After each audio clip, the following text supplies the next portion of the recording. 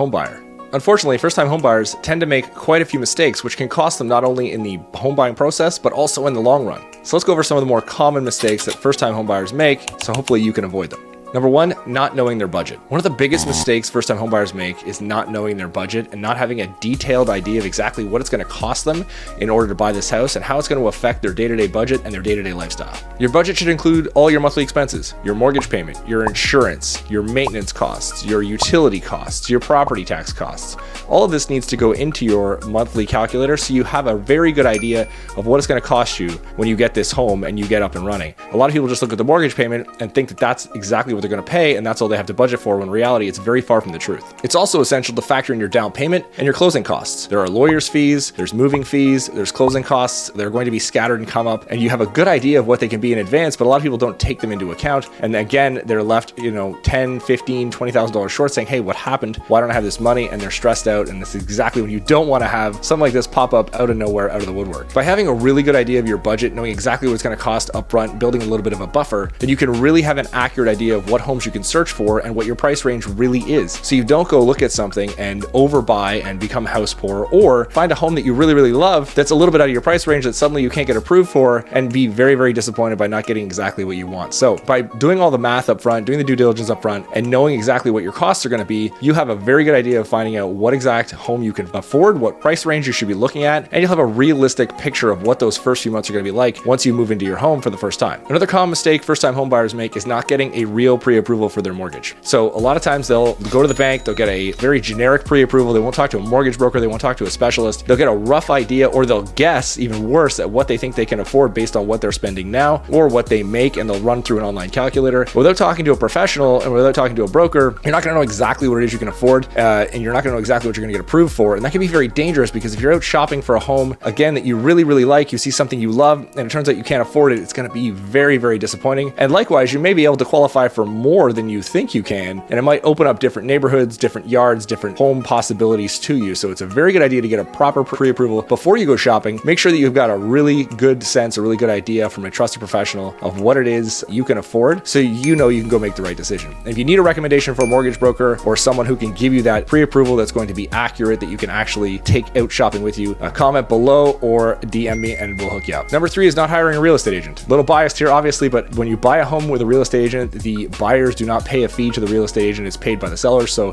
you actually get to shop with a real estate agent for free, but then you've got someone on your side looking to negotiate on your side, looking to maybe talk you out of a home that you shouldn't be into, or showing you properties that maybe you wouldn't have considered, and negotiating and helping you along the way to make sure that you are getting the guidance you need and getting the help you need. And through a very complex and overwhelming transaction at some point, it's helpful to have a partner on your side who's going to not be emotional about the transaction and who's going to help you and guide you through it, through the ups and downs. Most real estate agents, at least good ones, have done this many, many, many times, have seen almost everything out there, and will understand what you're going through, but be able to guide you in a fashion that's going to be tailored to you, and will be able to help you mitigate some of the mistakes and not make some of those mistakes that a lot of first-time home buyers are going to make. A good real estate agent will be able to provide insights into neighborhoods, into home values, into home searches that will maybe be tailored exactly to your specifications. They'll be able to help find you what you're looking for. They'll be able to help you negotiate the best price and the best terms for you, and they should have a good network of other trusted professionals, lawyers, home inspectors, that type of thing, who can help you along the way as well, who can help you with the process to make sure that you've got a complete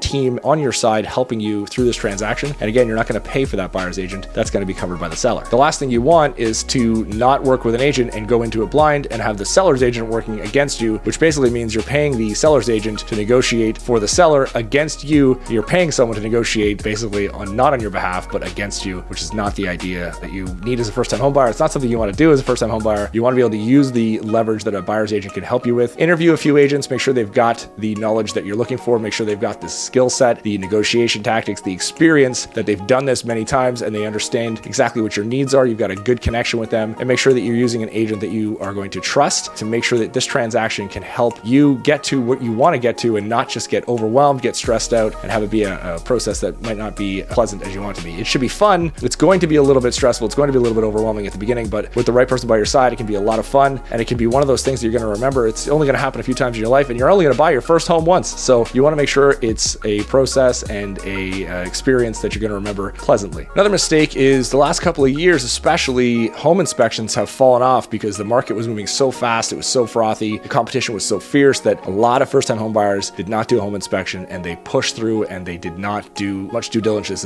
as they wanted to because the market was not allowing for it. But one of the things now with the market coming back to a little bit more of a balanced market is that you can do a home inspection. You can hire a home inspector that you trust, get a recommendation from your agent or someone in your network, and you can use a trusted professional to go through the home and make sure there's nothing missing, there's no issues, there's no overwhelming problems that are going to be maybe big money grabs in the first few months once you move in. You can make sure that the major components of the house are all in good working order, or at least get some seller concessions that are going to allow you to pay for anything that needs to get fixed in the first few months. Last thing you want to do is set up a nice budget, get everything ready to go, move into the house and find out there's a massive repair that you missed because you didn't do a home inspection. As well, in that vein, you're going to want to make sure that you do your due diligence, which is, again, if you're working with an agent, have them research the neighborhood, have them research what's happening with the quality of life in that neighborhood, crime rates, what that neighborhood is actually doing and how the lifestyle of that neighborhood actually is in order to make sure it's a good fit for you.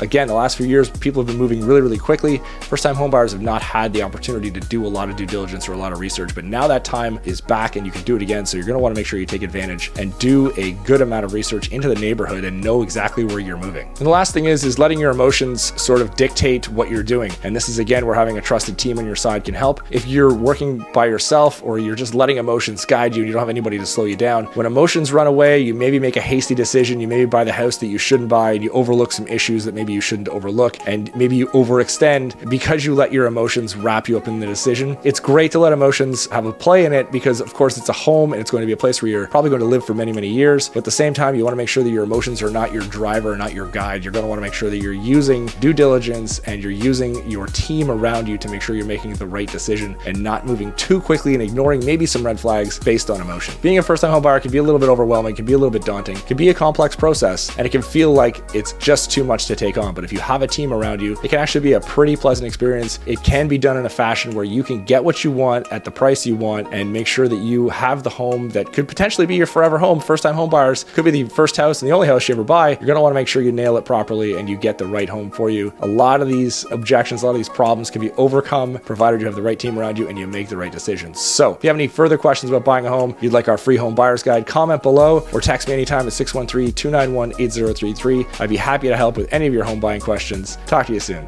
Bye for now.